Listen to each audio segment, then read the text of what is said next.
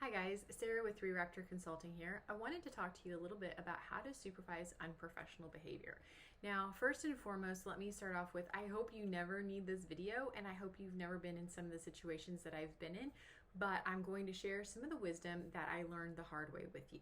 So, unprofessional behavior, that can be anything from employees wandering the halls bullying each other, demanding that certain pieces of furniture from offices be given to them, to interrupting meetings constantly so they're the one that is heard and so that they can control the meeting. So I've also had people show up to meetings fall down drunk. Definitely a very interesting one to handle. So in that gamut of different things, how do we handle unprofessional behavior? So the first and most important thing for you to remember is to never sink to their level. Above all, we must always remain professional because we as the leader set that tone, that culture of how things are going to be handled within the office. No, I'm not saying ignore the behavior and I'm not saying don't respond to the behavior. I am saying respond, just don't ever sink down to their level. You know, my thing is yelling is for emergencies only. So if I'm dealing with something that is very serious, that could really inspire me to need to discipline somebody, my voice drops lower and I get a little quieter and I get a little sterner. To me, that's much more effective than yelling, right? And if I have an employee that starts yelling at me, my tone continues to drop lower and lower, and my voice becomes softer, and I have longer pauses in between sentences to force them to meet my energy. Because remember too, we get back what we put out. So if we have somebody coming at us full force and we come back at them full force, that's just going to be a clash right there of energy, right? But if we have somebody coming at us full force and we put up a wall and say, no, we're going to talk about this and this is how we're going to handle it, then we slowly calm them down and get them to our energy. So while you're calming them down, the things to be asking yourself is, why is this person acting this way? What is going on? Is there an unmet need in this person? Is this typical behavior for this person? Is it possible that they just had a really bad day? Something's really off with them and we just need to let them start over again. You're going to know your employees, so you're going to know where that is.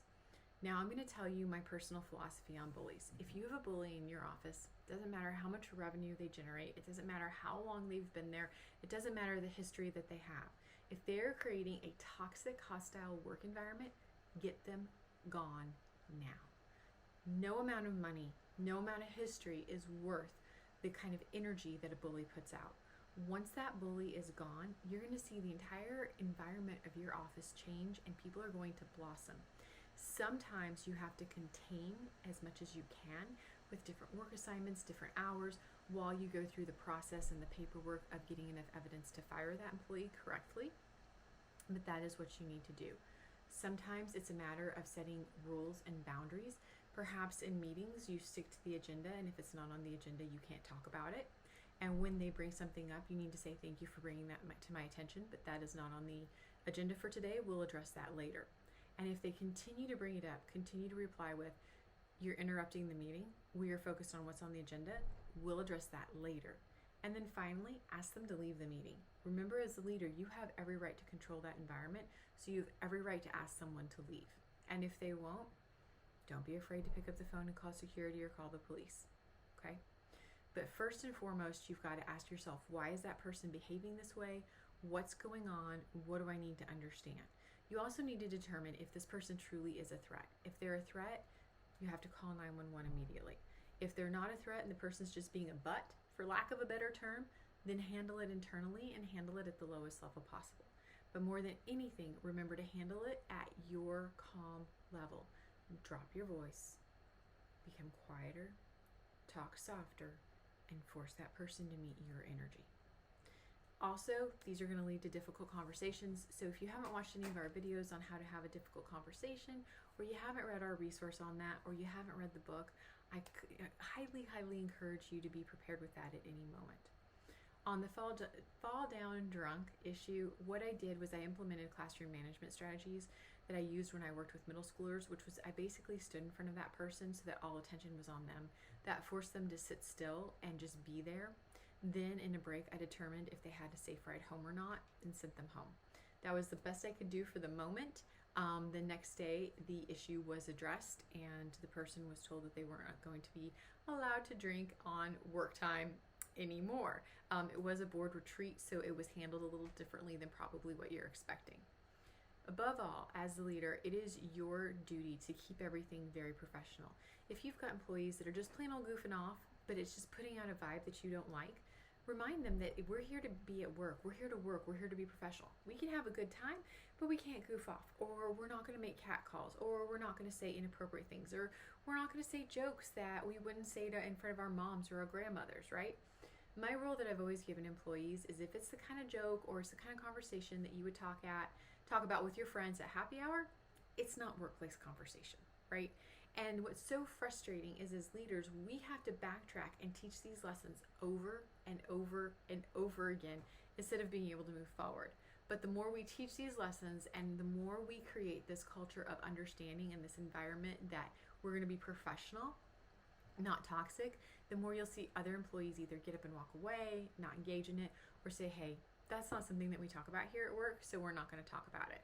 So the best advice that I can give to you is stay on top of things. Don't let the little things slide. Address them immediately with your staff. Now, when I say don't let the little things slide, I'm not talking about, wearing flip-flops to work. I'm talking about that toxic behavior. Don't let anything slide. Don't let a backhanded comment slide. Remember that you are in control, you set the tone, and you need to maintain that. And these employees are looking to make you lose your cool, so the calmer you stay, the madder they're going to get, but it's also going to show them that you're not going to reach that same level. So it's going to give you that ammunition you need to fire them and get them out the door. Don't be afraid to say to somebody, I'm sorry, but this behavior is unaccepted here. You're acting very hostile. This kind of behavior and making threats is not okay. You need to leave immediately. Then call the police and have them escorted out. Above all, keep your safety. But remember, energy is met with energy. And when you have a positive tone about you, that will stay with you. So when I've had employees interrupt meetings and just be, but I want to talk about this, I would say, it's not on the agenda. We'll talk about it later. And then I would get right back to that agenda and I would put on a happy face. It's harder to do than it sounds, but that's what we need to do because we can't allow their energy to take over. I've even said, I'm sorry, but I think that you're a little overly distracted right now. So would you please leave the meeting because we have work to do. So don't be afraid to stand up. But make sure that you supervise that unprofessional behavior. Make sure that you write it down. Make sure that you address it. Make sure you work with your HR so that you can get that person either the proper training that they need or at least document that you tried to and then get them out that door. But most of all, make sure that you maintain that culture of safety and warmth that everybody is looking for. I hope this video helps and I hope I gave you some tips to really help guide you as you work through these situations.